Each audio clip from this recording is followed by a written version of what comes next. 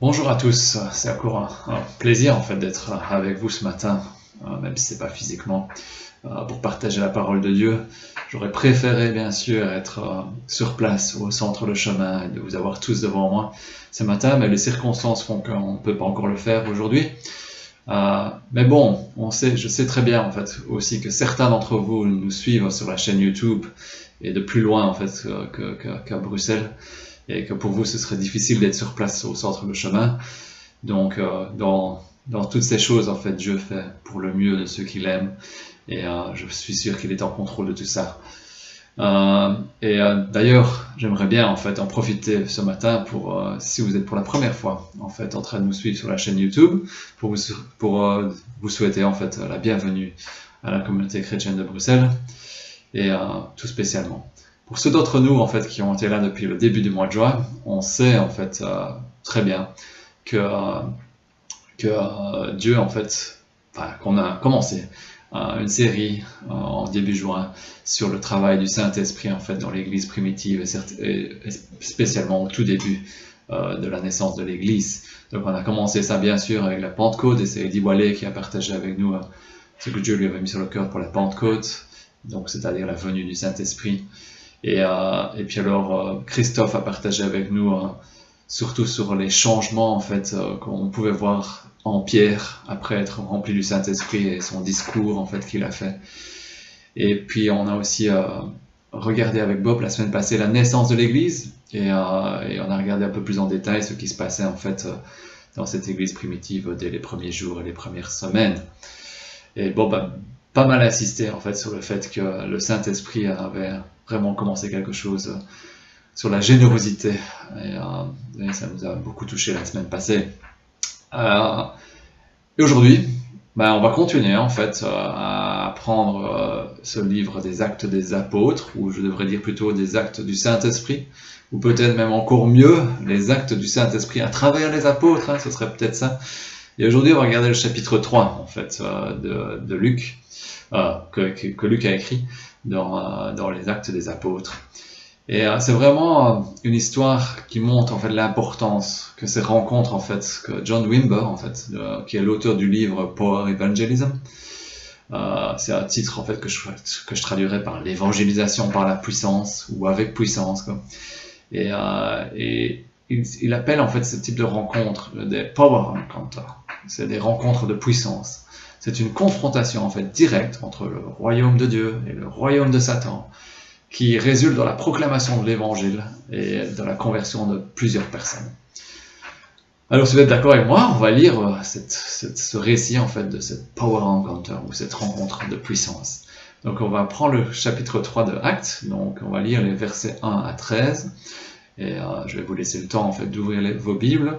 Donc on est juste après bien sûr ce dont Bob nous a parlé la semaine passée, et donc on n'est pas encore très loin, très fort après la Pentecôte. Donc Acte 3, versets 1 à 13 qu'on va lire. Vous êtes prêts? J'y vais. Un jour, Pierre et Jean montaient au temple pour la prière à 3 heures de l'après-midi. On était juste en train d'y porter un infirme. C'était un homme paralysé depuis sa naissance. On l'installait tous les jours à l'entrée de la cour du temple, près de la porte appelée la Belle Porte, pour qu'il puisse demander l'aumône à ceux qui se rendaient au sanctuaire. Quand il vit Pierre et Jean, qui allaient pénétrer dans la cour du temple, il leur demanda l'aumône. Les deux apôtres fixèrent les yeux sur lui. « Regarde-nous, lui dit Pierre. » L'infirme les regarda attentivement. Il pensait qu'il allait recevoir d'eux quelque chose. Mais Pierre lui dit, « Je n'ai ni argent ni or, mais ce que j'ai, je te le donne. Au nom de Jésus-Christ de Nazareth, lève-toi et marche. » Et en même temps, il le prit par la main droite et le fit lever. Aussitôt, ses pieds et ses chevilles se refermirent. D'un saut, il fut debout et se mit à marcher. Il entra avec eux dans la cour du temple. Il marchait, il sautait de joie et louait Dieu. Tout le monde le vit ainsi marcher et louer Dieu. On le reconnaissait, c'était bien lui qui était toujours assis à mendier près de la belle porte du temple. En voyant ce qui venait de lui arriver, les gens étaient remplis de stupeur et de crainte. Quant à lui, il ne quittait plus Pierre et Jean. Tout le peuple accourut et se rassembla autour d'eux, dans la cour du temple, sous le portique de Salomon. Et ils étaient stupéfaits. Quand Pierre vit cela, il s'adressa à la foule. Hommes israélites, qu'avez-vous à vous étonner ainsi de ce qui vient de se passer? Pourquoi nous fixez-vous avec tant d'insistance, comme si c'était nous qui, par notre propre pouvoir, par notre piété, avions fait marcher cet homme? Non, c'est le Dieu d'Abraham, d'Isaac et de Jacob, le Dieu de nos ancêtres, qui vient ici de manifester la gloire de son serviteur Jésus. Ce Jésus que vous avez livré à Pilate et renié devant lui, alors qu'il était décidé de le remettre en liberté. Pierre alors continua son discours en expliquant la bonne nouvelle. Ça veut dire Jésus est mort sur la croix pour nos péchés. Il est ressuscité et aujourd'hui assis à la droite du Père. Il a aussi appelé la foule à se repentir, c'est-à-dire à se tourner de leur mauvaise voie et à croire en Jésus. Et finalement, au chapitre 4, en fait, au verset 4, on voit que plusieurs milliers de personnes furent touchées par ce discours de Pierre. Et dans ce même chapitre 4, on voit aussi que cela a amené la persécution. C'est la première mention de la persécution en Actes. Et même au premier séjour en fait de Pierre et Jean en prison. Waouh! C'est une histoire magnifique. Le royaume de Dieu a confronté le royaume de Satan à la porte de son temple. Un miracle dans la vie d'un paralysé inconnu, en fait la Bible ne nous donne même pas son prénom ou son nom, a été accompli au nom de Jésus-Christ et à travers la foi de deux chrétiens, Jean et Pierre. Et cela a ouvert la porte à la prédication de l'évangile. Et la moisson a été grande, plusieurs milliers de personnes. C'est vraiment un cocktail explosif. Et moi, comme vous le savez, j'aime bien les équations, je suis ingénieur, et je dirais ceci, c'est proclamation de l'évangile, plus démonstration de la puissance de l'esprit, égale croissance exponentielle. En fait, ici, on a vu dans cette instance que la démonstration de la puissance avait précédé en fait la proclamation de l'évangile, mais en fait, il y a d'autres événements, d'autres choses qui sont relatées dans le Nouveau Testament, qui montrent en fait que parfois c'est la proclamation de l'évangile qui est avant la puissance. Et ça marche aussi très bien. Et en fait, pour les matheux qui nous regardent ou qui m'écoutent ce matin, c'est normal vu qu'on sait que l'addition est commutative. Ça veut dire qu'on peut changer l'ordre des termes et ça restera la même réponse. Donc 1 plus 2 ou 2 plus 1, ça fait toujours 3. Quoi. Et c'est la même chose ici. Et alors ce que je veux vraiment que l'on fasse ensemble ce matin, dans les 10-12 prochaines minutes qui me restent, c'est de regarder plus en détail quels étaient les ingrédients de ce cocktail et de voir comment cela peut s'appliquer à nous aujourd'hui. Prenons d'abord alors le paralysé. Je pense qu'en se levant ce matin-là, il était loin en fait de se douter qu'il allait vivre la journée la plus significative de sa vie. Ses amis sont venus en fait le chercher chez lui comme il le faisait en fait fidèlement chaque jour pour l'amener au temple.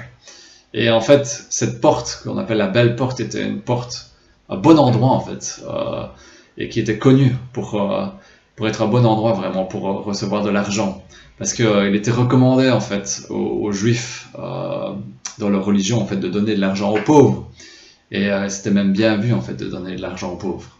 Et donc il était là, prêt à demander l'aumône. Et Luc ne nous dit pas grand-chose d'autre en fait sur ce paralysé. On ne connaît même pas son prénom, comme je vous l'ai dit plus haut. Mais cela suggère en fait qu'il n'est pas devenu des proches de personnes que Luc a interrogées pour écrire ces deux livres. Et ensuite, nous avons la foule. Et il était normal et habituel en fait pour les Juifs d'aller prier dans le temple plusieurs fois par jour. En fait, ils avaient 3 moments de prière, le matin à 9h, l'après-midi à 3h, et le soir au coucher du soleil. Donc on peut penser qu'il y avait encore une fois là-bas beaucoup de personnes. Surtout qu'on devait encore être proche de la Pentecôte, vu que c'est le premier événement en fait, que Luc nous raconte dans Actes après la venue du Saint-Esprit à la Pentecôte. Et donc, de nombreux pèlerins devaient encore être présents. Et on sait aussi en fait que les chefs religieux étaient présents, vu que tout de suite après le discours de Pierre, ils furent tous les deux arrêtés par les chefs religieux. Ça vous pouvez lire en fait au chapitre 4, dans les versets 1 à 3. Et finalement, les 2 autres personnes qui sont encore là, ce sont Jean et Pierre, 2 pêcheurs de formation, qui 3 ans plus tôt en fait pêchaient tranquillement des poissons dans le lac de Galilée. Et quand ils ont en fait rencontré une personne, Jésus, qui venait de Nazareth et qui leur a demandé de le suivre. Et il leur a dit à la même occasion qu'il ferait d'eux des pêcheurs d'hommes. Ces deux hommes qui ont passé 3 ans à côté de Jésus, qui l'ont vu mourir sur la croix et ressusciter, mais aussi qui l'ont abandonné et renié quand Jésus fut arrêté. Bref, des hommes comme vous et moi, qui ont rencontré Jésus un jour et décidé de le suivre. Aujourd'hui, ils se rendaient au temple pour prier, comme ils l'avaient fait depuis de nombreux jours depuis l'ascension de Jésus. Je ne sais pas de quoi ils discutaient en chemin. Mais étaient-ils seulement 2 simples hommes qui marchaient vers le temple? Ou étaient-ils plus? Voilà, la scène est en place. Le grand metteur en scène a mis tout le monde à sa place. Et maintenant, tout est prêt pour cette rencontre divine. Oui, je parle bien en fait d'un rendez-vous préparé à l'avance par Dieu entre Jean et Pierre et ce paralysé ce jour-là. En fait, est-ce possible qu'ils se soient déjà vus avant? Je dirais certainement, vu que Pierre et Jean allaient, n'était pas la première fois qu'ils allaient au temple pour prier, et que Luc prend le soin vraiment de nous dire que ses amis, les amis du paralysé, en fait, les amenaient là-bas tous les jours. Et qu'est-ce qui fait que cette fois, l'homme paralysé les interpella directement pour leur demander l'aumône? Rien n'est dit. Mais peut-être est-ce que c'est parce que l'homme a vu quelque chose dans Pierre et Jean qui l'a attiré, ou bien tout simplement car ils étaient les premières personnes qui sont passées devant lui ce jour-là. On ne le saura jamais, en tout cas dans cette vie. Peut-être qu'on pourra demander à Dieu plus tard, quand on verra. Et Pierre et Jean fixèrent les yeux sur lui.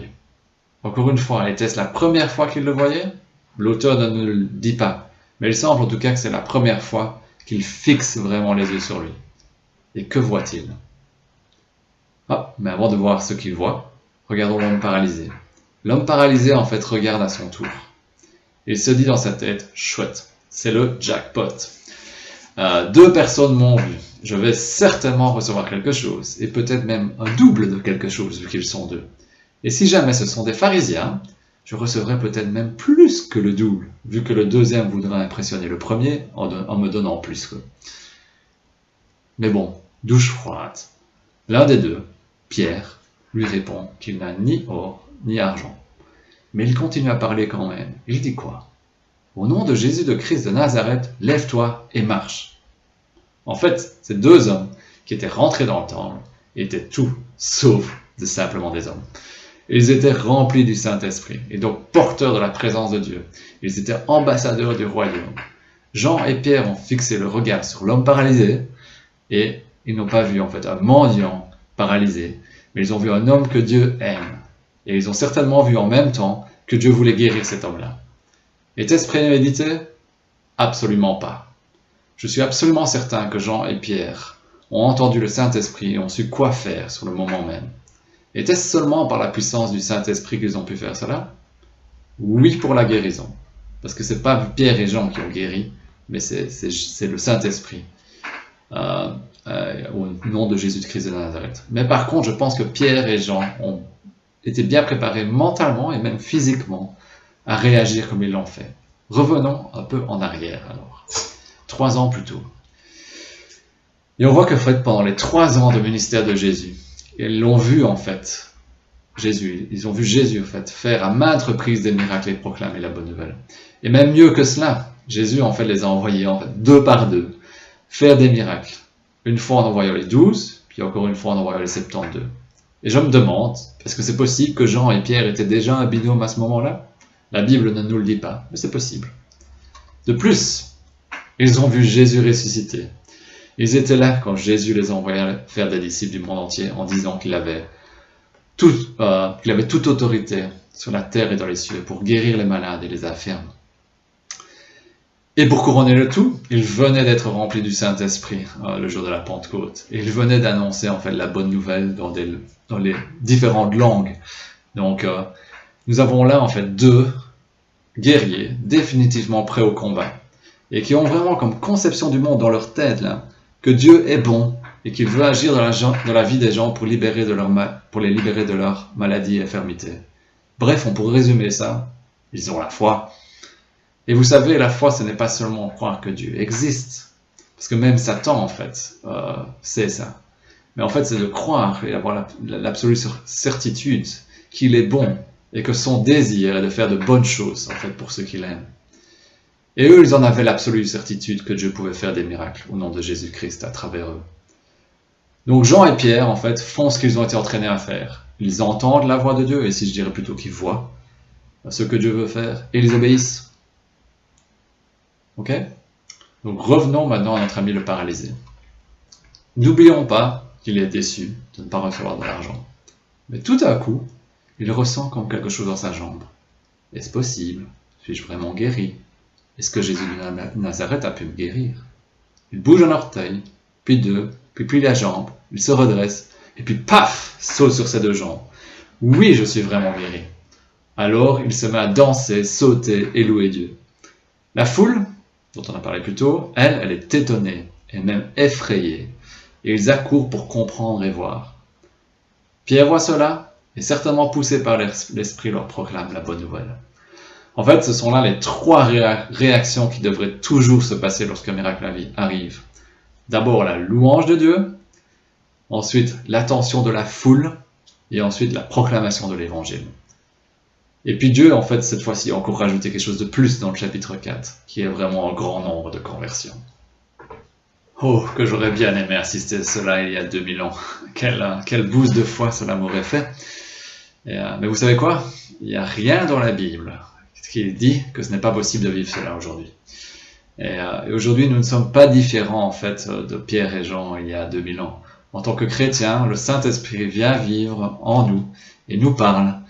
Et nous avons aussi la grande chance d'avoir accès à la Bible et à l'enseignement de Jésus dans la Bible. De plus, nous avons accès à d'autres chrétiens plus matures que nous qui peuvent nous montrer en fait de manière pratique comment prier et faire grandir notre foi.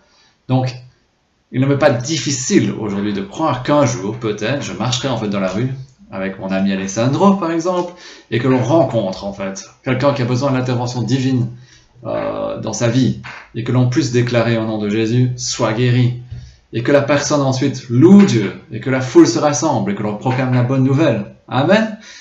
Et j'irai même plus loin en fait. La vie normale d'un chrétien devrait être remplie d'actions telles que celle-là. Peut-être pas des milliers de conversions à la fois, tous les jours, mais j'espère au moins voir, même si j'espère au moins voir cela une fois dans ma vie.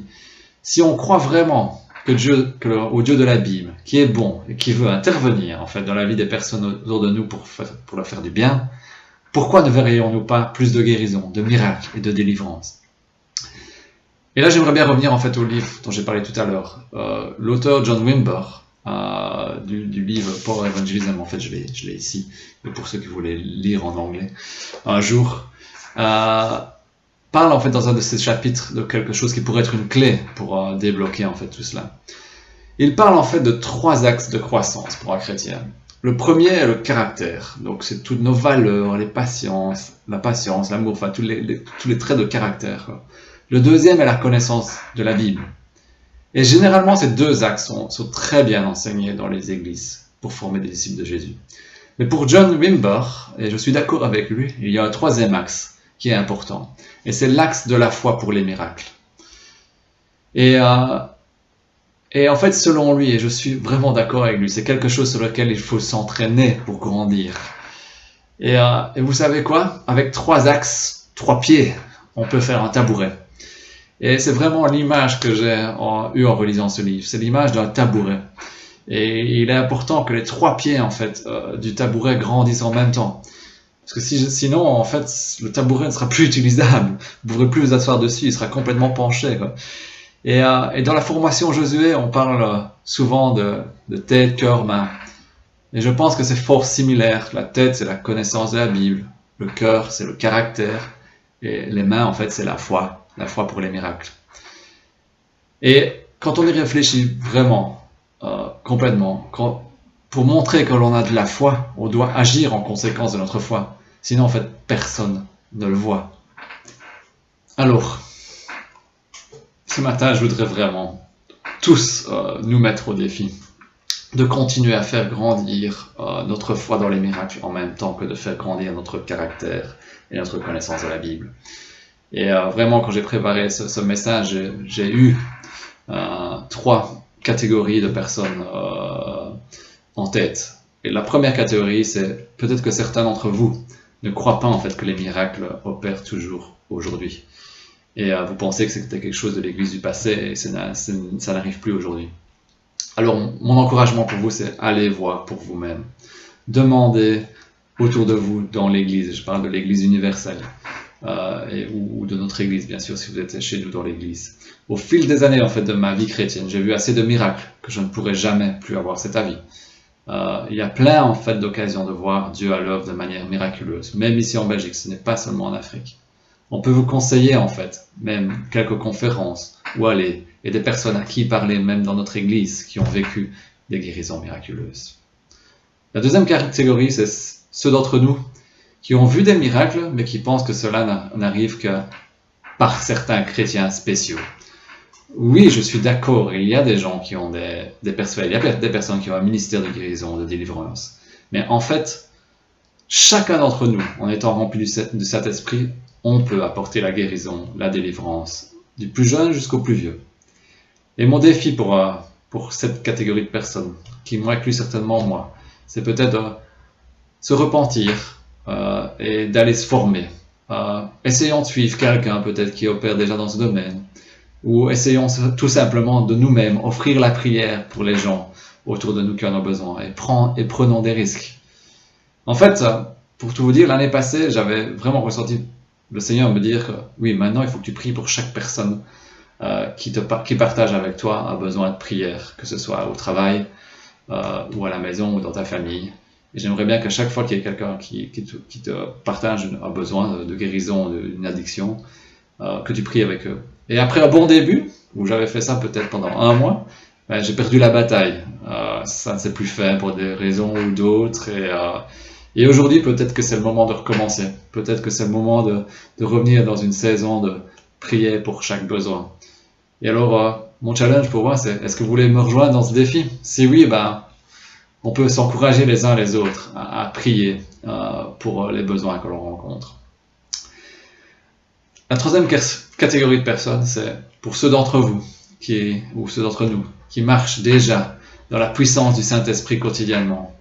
Mon encouragement pour vous, c'est témoigner, témoigner, témoigner. Et n'hésitez pas aussi, en fait, à parfois témoigner quand vous avez fait de la prière et que vous n'avez pas vu un résultat directement, ou que vous n'avez pas vu de résultat du tout. Parce que ça peut encourager les gens à persévérer et à continuer à prier, en fait, pour des guérisons. Parce que quand on voit même que les gens qui semblent avoir un plus grand ministère, des fois aussi, n'ont pas de réponse à leur prière, ça nous encourage à persévérer.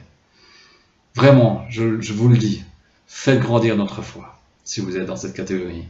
Prenez avec vous, en fait, d'autres personnes quand vous allez prier pour les personnes et pour les guérisons. Mettez-nous au défi. Vraiment, faites grandir notre foi. Voilà. Je vous souhaite à tous une bonne journée et à bientôt.